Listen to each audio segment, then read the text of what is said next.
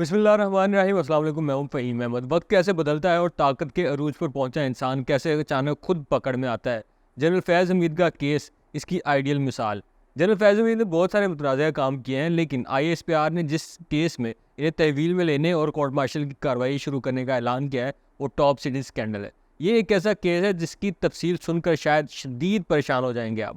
2023 میں سینئر صحافی ابصار عالم نے ایک خط نما کالم لکھا تھا اور موجودہ فوج کی عادت سے پوچھا تھا کہ کیا اب بھی سب ویسے ہی چل رہا ہے جیسے باجوڑ ڈائٹائن کے بدنام زمانہ دور میں چل رہا تھا۔ اس میں ایک واقعہ لکھا گیا ہے کہ 12 مئی 2017 کی صبح سیکورٹی فورسز کی درجنوں گاڑیاں، ٹرک اور ایمبولینسز اسلام آباد کے F11 کی مختلف گلیوں میں داخل ہوئی اور 4 گھروں کو گھیرے میں لے لیا گیا۔ کچھ اہلکار ایک گھر کی دیواریں پھیلا کر اس گھر میں گھس گئے۔ یہ گھر رمیش سنگھ کا تھا جو پنجاب اسمبلی کے اقلیتی ممبر تھے۔ ان کی بیوی، چھوٹے بچے، ان کی بیوہ بہن اور اس کے چھوٹے بچے کو گھسیٹ کر بیڈ روم سے نکالا گیا۔ اسے تفتیش شروع کی کہ وقار کی طرح، جبکہ وقار نامی شخص تو وہاں کوئی تھا ہی نہیں۔ کچھ ہی دیر بعد مسلح افسران کو احساس ہوا کہ وہ غلط گھر میں گھس گئے، یعنی جس گھر میں انہیں جانا تھا سامنے سڑک کے دوسری طرف تھا۔ فوراً ہی وہاں سے وہ نکلے۔ رمیش سنگھ نے اس وقت کے وزیر داخلہ چودھری نثار کو خط لکھا کہ سیکورٹی فورسز کے افسران اور اہلکار جو اس میں ملوث ہیں ان کے خلاف کارروائی کی جائے، لیکن نون لیگی حکومت کی جرت نہ ہوئی کہ وہ کوئی کارروائی کر سکے۔ اسی دوران چند گلیاں چھوڑ کر سیکورٹی فورسز کے لوگ ایک اور گھر کی دیوار پلان کر اور دروازے توڑ کر اس گھر میں داخل ہوئے اور گھر والوں کو باندھ دیا۔ یہاں تک کہ 10 سال کے ایک بچے نے جب ان لوگوں سے پوچھا کہ آپ ایسا کیوں کر رہے ہیں تو اس کو زمین پر پٹک کر، اس کے منہ پر بوٹ رکھ کر اسے بتایا گیا کہ تمہارا باپ دہشت گرد ہے۔ لیکن وہ شخص جسے دہشت گرد کہا گیا وہ اسلام آباد راولپنڈی میں واقع ایک نجی ہاؤسنگ سوسائٹی کا مالک تھا۔ اس کالم کے مطابق اس شخص کو اس واقعے سے صرف 4 ہفتے پہلے پنجاب ریونیو اتھارٹی نے سب سے زیادہ ٹیکس ادا کرنے والا ذمہ دار بزنس مین قرار دیا تھا اور ایوارڈ دیا تھا۔ اس گھر سے کچھ لوگوں کے منہ پر کپڑا باندھ کر گاڑیوں میں پھینکا گیا۔ گھر کا قیمتی سامان اور لائسنسی اسلحہ ٹرکوں میں ڈالا گیا اور کشمیر ہائی وے پر واقع ایک کمپلیکس کے تہہ خانے میں شفٹ کر دیا گیا۔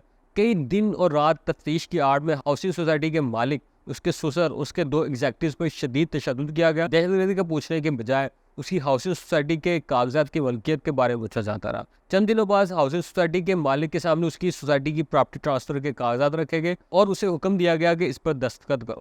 ہاؤسنگ سوسائٹی کے مالک نے دستخط کرنے سے انکار کر دیا تو پھر اس پہ مزید تشدد کیا گیا، لیکن وہ پھر بھی نہ مانا۔ آخرکار اس پر دہشت گردی اور دھماکہ خیز مواد رکھنے کا پرچہ کاٹ کر اسے CTD کے حوالے کر دیا گیا۔ اگلے 3 سال تک کیس چلتا رہا جس میں وہ باعزت بری ہوا۔ وہ سوسائٹی اسلام آباد کی ٹاپ سٹی ہاؤسنگ سوسائٹی تھی اور اس کے مالک کنور معیز تھے، جنہوں نے نومبر 2023 میں سپریم کورٹ میں درخواست دائر کی تھی۔ سپریم کورٹ نے اس معاملے کو سنجیدہ قرار دیتے ہوئے درخواست گزار کو وزارت دفاع سے رجوع کرنے کی ہدایت کی تھی۔ اس صورتحال کے تناظر میں یہاں تصویر کا دوسرا رخ بھی بتانا ضروری سمجھتا ہوں۔ اس خط کے جواب میں ایک خاتون زاہدہ جاوید اسلم نے لندن سے ابصار عالم کو خط لکھا تھا کہ جس کو ہیرو بنا کر پیش کیا گیا وہ دراصل زاہدہ جاوید اسلام کا ایک ملازم تھا جس نے دھوکہ بازی سے ان کی پراپرٹی ہتھیائی، جو عیاشی کے اڈے اور محفل رچاتا ہے جس میں صحافی، وکیل، جج اور بیوروکریٹ موجود ہوتے ہیں۔ عدلیہ میں سول جج سے لے کر چیف جسٹس سپریم کورٹ تک کے دروازے پر دستک دی، لیکن وعدے کے مطابق انہیں ان کا حق نہ دیا گیا۔ اب اگر ماضی میں جائے تو واقعی ٹاپ سٹی اسکینڈل کے مالک کے خلاف بھی FIA کی تحقیقات ہو چکی ہیں۔ سپریم کورٹ میں دائر کردہ درخواست میں زاہدہ جاوید اسلم نے دعویٰ کیا تھا کہ معیز احمد خان ماہانہ تنخواہ کے عوض ان کے ریئل اسٹیٹ کے کاروبار کی دیکھ بھال کرتے تھے، تاہم مبینہ طور پر دھوکہ دہی سے انہوں نے ان کی جائیدادیں اپنے نام منتقل کر لیں، اور جب انہوں نے زمین واپس لینے کی کوشش کی تو معیز احمد خان نے انہیں سنگین نتائج کی دھمکیاں دی۔ جسٹس ریٹائرڈ ثاقب نثار کو جمع کرائی گئی FIA رپورٹ کے مطابق زاہدہ جاوید اسلم کی زمین اصل دستاویزات کی بجائے فوٹو کاپی کی بنیاد پر معیز خان کے نام منتقل کی گئی۔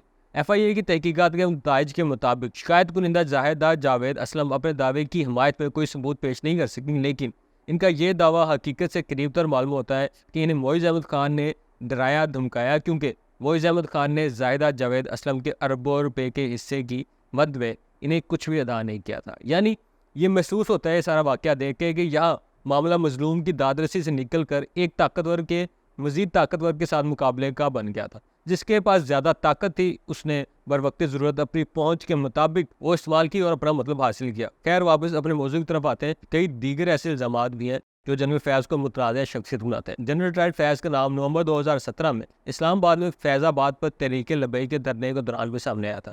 یہی وہ معاہدہ ہے جس کی وجہ سے جنرل فیض کا نام پاپولر ہوا اور یہ پاپولیرٹی اتنی بڑی کہ ان کے گلے پڑنا شروع ہو گئی۔ اسلام آباد ہائی کورٹ کے جج جسٹس شوکت عزیز صدیقی بھی نواز شریف کو سزا دلوانے میں جنرل فیض کے کردار کا ذکر کر چکے ہیں۔ پھر 2019 میں عمران خان کے دور حکومت میں جنرل فیض کو ISI کا سربراہ بنایا گیا۔ وہ 2 سال سے زیادہ عرصے کے لیے اس عہدے پر کام کرتے رہے۔ بطور DGSI جنرل فیض حمید نے افغانستان سے امریکی فوجیوں کے انخلاء اور افغان طالبان کے ساتھ مذاکرات میں اہم کردار ادا کیا۔ پھر وہ اپنے عہدے سے ہٹا دیے گئے۔ 2021 میں وہ 8 ماہ کے لیے کور کمانڈر پشاور رہے اور پھر چند ہفتے کے لیے کور کمانڈر بھاولپور بھی رہے۔ انہوں نے نومبر 2022 میں موجودہ army chief general Asim Munir کے عہدہ سنبھالنے کے اگلے ہی روز فوج سے استعفیٰ دے دیا تھا۔ یہ بات بھی بہت اہم ہے کہ BBC کی ایک رپورٹ کے مطابق پاکستان آرمی کی تاریخ میں صرف 11 لیفٹیننٹ جنرل ایسے ہیں جنہوں نے 1 سے زائد کورس کی کمان کی اور جنرل فیض حمید ان میں سے ایک ہے۔ لیکن آج فیض حمید فوج کی تحویل میں ابھی ان پر بہت سارے الزامات ہیں۔ سینئر صحافی حامد نے بڑے چشمکشا انکشافات کیے ہیں کہ مزید